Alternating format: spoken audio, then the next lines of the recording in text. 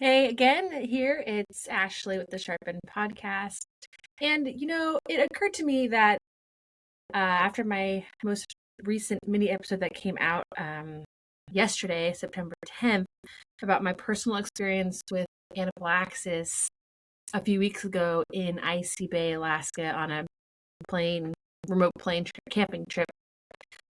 It occurred to me that you might not know how to administer epinephrine if needed.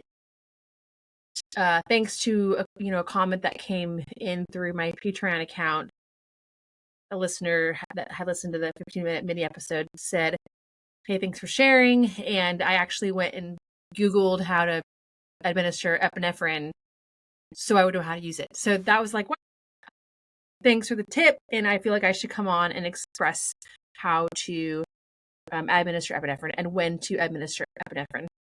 So again, if you haven't listened to that mini episode, you can listen to it. It's a 15-minute mini episode on my Patreon. Please subscribe. You can listen to all the mini episodes, the whole back catalog for only $5 a month. Not much, and a lot of work goes into producing those.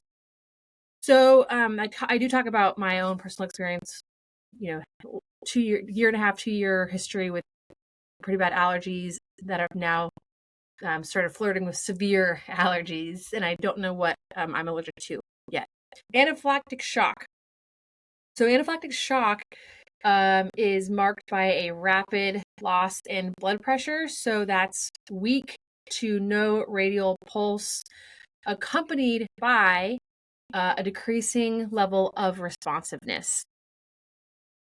This can be fatal. Okay, so rapid administration of epinephrine is crucial when there is a history of anaphylaxis and an exposure to a known allergen. Okay, so you need a known allergen and a known exposure, and that equals epinephrine right away. Even if signs and symptoms are not yet presenting to anaphylaxis, just get epinephrine in your body right away, or that patient's body right away. Part 1, epinephrine. Inject epinephrine using the auto-injector to the lateral aspect of thigh. Repeat injections every 5 minutes if condition worsens, and or every 15 minutes if conditions do not improve. So an auto-injector, this is what an auto-injector is. This is actually a trainer for practice only. So you want to remove the cap, and then you want to push this in the lateral thigh, lateral meaning outside of the thigh. Put it here, the outside of the big meaty fleshy part of your thigh here. You want to press pretty firmly down and hold it for 10 seconds. 1, 2, 3, 4, 5, 6, 7, 8, 9, 10. And pull out directly. And there is a needle in there. Obviously, there's no needle in this because it is a trainer.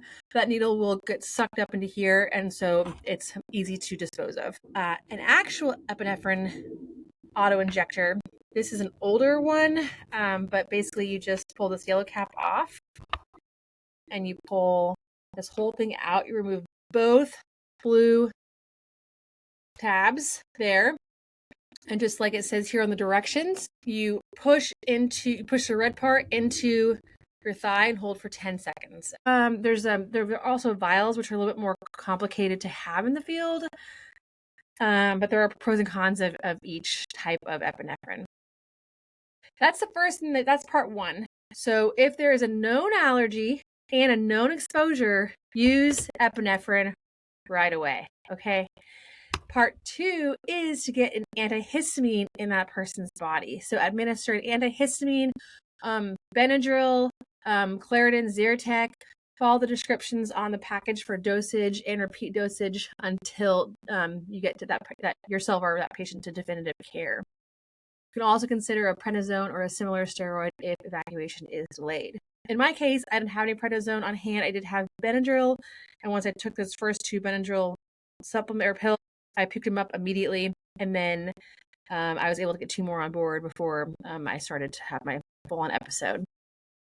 Know your doses too. I'll put the doses in the comments, and maybe I'll even do a little table right here on the screen so you can see what the doses are. But know your doses, because the doses of epinephrine are different for pediatrics or kids than they are adults. Okay, so that's also really important. If you've taken epinephrine, it is highly advised that you do seek medical attention afterwards, because you need to figure out what you're allergic to and what the exposure was and what the how you can minimize this in the future, because it is life threatening. So I hope that helped. Another pro tip too. This is my everyday bag. I have my wallet in here, and I have my Zyrtec that I take twice a day in here. I have my epinephrine that I take everywhere. I also have Benadryl taped to my epinephrine, so I never have to go looking for it. And I also have just a little thing of Benadryl in here just in case too, because the struggle is real, people. I hope that helped. Feel free to comment, like, subscribe, share this. You think this will help anybody that you know that has been suffering from bad allergies like myself. And always just remember, play hard and be smart.